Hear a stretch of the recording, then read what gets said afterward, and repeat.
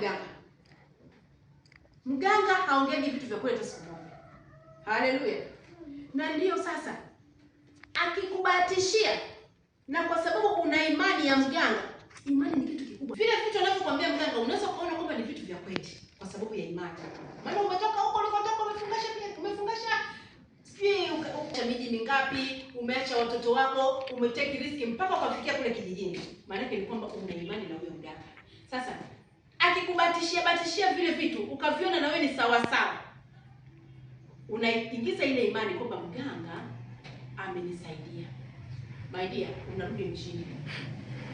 Miaka yako miwili, miaka yako mitatu, miaka yako mitano, ule mganga umeisha, dawa zimeisha, unatafuta tena mbinu ya kurudi tena kwa mganga. Lakini huo muda wote wa kuchezea, wakati tunafahamu yupo Mungu wa waganga, tunafahamu kwamba yupo Mungu mkuu ambaye ana uwezo wa kufanya jambo